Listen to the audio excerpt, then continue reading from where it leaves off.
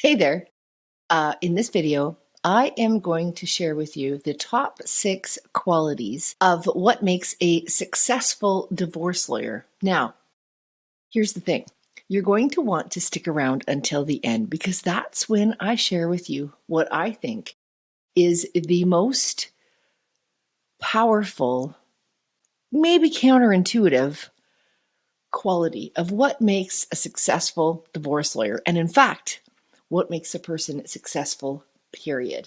So let's get rolling. So when I had my articling position in the US, I believe you guys call it your internship, and became a baby lawyer ultimately, I had an idea about a very narrow definition about what made a successful, like what the qualities of a successful lawyer, what that was all about. Some of that came from stereotypes I'd seen on TV because I'd actually only met real live lawyers before I started articling only a couple times in my whole life. In fact, the first time I met a real live lawyer was in my grade 9 career day at my school in 100 Mile House, British Columbia. For those of you who don't know Canada well, it's a very, very tiny little town. Anyway, thing is that was the first time I met this real live lawyer, and it was a career day, and we got to pick 3 choices of who, of different careers we wanted to choose. And of course, I chose the lawyer one because I'd wanted to be a lawyer since I was in grade 4 or something. And so this first live lawyer I meet, he basically tells our class that women don't belong in the profession. So that was the first live lawyer I met. I digress. Anyway, so in terms of qualities of what I thought was true, because I articled in a very traditional, I would call it old boy law firm. They taught me a lot of great things there. So in my experience at this firm and with my own ideas, from stuff I'd read in books or saw on television, my definition of the qualities of a very successful lawyer were very, very narrow. So for example, I thought that in order to be successful, be a successful lawyer, you had to be extraordinarily methodical about everything you did. Well, let's just say that's not my strong point. And although I wanted to be a successful lawyer, I was thinking, that's definitely not me. I also believed that in order to be really successful, you had to be fine with bullying other clients, other lawyers, other people in the office. I thought that, being this big, tough bully was something that made you successful. Again, I'm not even a person who likes conflict, so I thought, that's not going to be me. I also thought another quality of being a successful lawyer was that you had to be stressed to the max all the time, that when you were working, it was very unpleasant, that it was hard, and stress was your middle name. Now, that is one thing that I have been able to grasp in spades. I have suffered from lawyer stress like you wouldn't believe over the years. And the problem was, though, is I believed that was what you had to do, that you had to be stressed to be a lawyer. You had to be stressed to be successful. And so I did believe that. And of course, I've since changed my view about that. I also believe that in order to be a successful lawyer, to have those qualities, you had to make sure that you never had fun at work while you were working. That working was not fun, that working was serious, and working was hard all the time. Now, again, fun, well, that's one of my highest values. It's in my top 3 values in the whole wide world. And so I thought, again, that's not me. I also thought that in order to be successful as a lawyer, you had to work evenings, you had to work weekends, that you were working around the clock, that you rarely took any kind of time off, that long hours would be just part of what you had to do to become successful. And that was kind of, again, an because although I've been no stranger to hard work throughout my life, no problem, I also wanted to have room to have fun, to relax, to walk in the woods, do all the stuff I love to do. So again, I thought, I also thought that in order to be successful, you had to be conservative in how you dressed, conservative in how you voted, conservative in how you thought. And that was a big fat uh-oh too, because that just wasn't me. And the list went on and on. You know, you had, in order to be successful as a lawyer, you had to be detail oriented. I had ADHD. You had to wear business suits all the time. I don't like wearing business suits. You kept your dog at home. I like to bring my dog to the office. You were married in a traditional family with 2.2 kids. I'm separated and have roommates by choice as an adult. So again, there were so many things that I thought, uh-oh, or if these are the qualities of a successful lawyer, that's not me. However, if you're like that kind of lawyer who's thinking, uh-oh, I don't fit into this profession, or where's room for me because I'm not all of those things, well, I've got great news for you, because guess what? Those things aren't what make a lawyer successful. And in the last 25 plus years, I've created my own list about what makes a successful lawyer. So, do you have the qualities of a successful lawyer? Well, let's find out, at least according to my list that I've been developing over the last 25 plus years. First of all, one of the best qualities of being successful as a lawyer is that you take radical responsibility for everything in your life and in your law practice. What do I mean by radical responsibility? Well, let me give you an example. Historically, I've had some issues where my staff wasn't being particularly honest. Now, if they weren't being honest, and when I say that, I mean they were padding their hours and using the firm credit card to do the personal shopping, that kind of thing. Now, how could that possibly be my fault? Well, I'll tell you how come that's my fault. Because I wasn't paying attention. And my staff at the time, they knew I was so busy, so overwhelmed, not paying attention that they could, well, not be that honest and take advantage. If I was taking radical responsibility for everything in my life and everything in my law practice, my staff would have known that. And so the thing is, even though that happened, I don't blame them in the sense that, I'm hurt, sure. But I don't blame them because I wasn't paying attention, and that was my responsibility to pay attention. So for you, think about yourself and how you want to become a successful lawyer or be a successful lawyer. Think about the parts in your life that maybe you're blaming others and not taking radical responsibility for your life. And think about that. The second thing is that you're never too busy to do your job properly. So just recently, I was reviewing a case file from a different lawyer, and there was something that we have called a notice to admit. It had been served on this lawyer, and she just glanced at it and sent it off to the client, didn't look at it, and it had a 14-day timeline based on our rules in my jurisdiction, a 14-day timeline for a response. Well, the notice to admit went ignored. And lo and behold, that notice to admit, where basically her client was admitting to certain facts that were highly prejudicial to his case, well, now they're all admitted, aren't they? Because that's what happens based on the rules. Now, the fact is that she was too busy to take a look at it. She was very, very overwhelmed. But the thing is that you can't just ignore a notice to admit. You can't just have documents fly in front of your face and have them go to your client without reviewing them.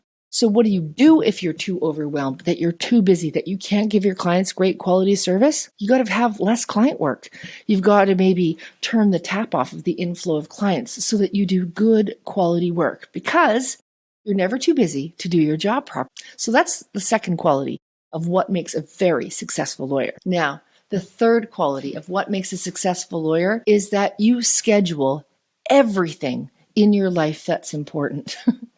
I remember once I was working with somebody remotely, and she's a very successful entrepreneur, and she was helping me with something. And she has this thing where she would say she would super resist ever scheduling stuff in her calendar because it made her feel stressed and overwhelmed that she had all this stuff to do. And I pulled up my calendar because we were booking an appointment, and I pulled up my screen, and there's my calendar, and she just went, whoa, like looked at my calendar, kind of totally freaked out a bit. Here's the point. That in order to be successful, you've got to schedule the important things in your life.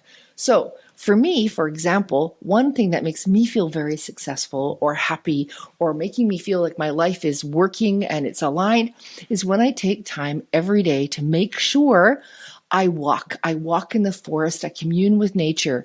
And what I found is that if I didn't set a time in my calendar and abide by it, my days would just blow by without me doing that. There was a period of about 10 years at least where I only walked in the woods maybe 20 to 40 minutes a week. Oh, yeah. Wow. Isn't it weird that I got health problems and I was vastly out of shape and gained a ton of weight and was desperately unhappy? Yeah, big shocker about that. And to this day, I get up, I'm an early riser because I love getting up early. It's a thing. I love it, love it, love it. And I don't even set an alarm for it mostly. Sometimes I do. And at 7:30 a.m., I always have an alarm go off on my phone, even though I've been up for a couple hours by then. The reason why I do that is that it tells me to get my butt in gear to be able to start my day so I can eat some breakfast, so I can drive on my way to the office, so I can stop and do a beautiful walk with my terrier. And that's even though I don't start seeing clients typically till 10 in the morning. So the thing is that having that scheduled time, like if I have client prep work I have to do, I schedule it mostly with them present, but not always. So if you're going to get something done, if you're going to prioritize your life, you want to be able to schedule it. And what I have learned from very successful entrepreneurs, very successful people, is schedule everything that's important, everything that's a priority. The next thing that I think makes a very successful lawyer, and I mean, even if you are a litigator or even if you are a solicitor, I don't care what you do, but that you take dispute resolution training and a lot of it. Now, back in the olden days, and I think they still call it alternative dispute resolution. I don't think there's anything alternative about it at all. The thing is that if you have the skills to do interest-based negotiation, to get very curious about other sides' positions, it actually makes you such a great lawyer because you become such a good advocate for your client. So I can't impress upon you enough that if you want to be a successful lawyer, one of the qualities or one of the things that you'll do is take dispute resolution training, and I mean a lot of it. So much so that you're qualified. You become qualified to be a mediator, learning way, way more than you ever could have learned in law school about resolving disputes, about being that leader to resolve disputes. Now, here's the drum roll. The last one, the most important beacon for being successful, the most important beacon for having that quality of huge success. It's not just for lawyers, it's for everybody. Now, what is that thing? Well, it's about being in service, about being radically in service. I know that when I first opened up my law practice, I'd have a client in front of me and I'd be a potential client. And I'd be thinking, okay, I wonder if they're going to hire me. I wonder if they have the money. I wonder if I'll be able to, figure out how to do this work, blah, blah, blah. So it was all about me. All about me. And although people hired me and stuff now and again, I didn't really hit the success part where people were, kind of really wanting to hire me until I changed how I looked at it. So when people sat with me for an initial consultation, I just served. I thought, how am I going to help this person?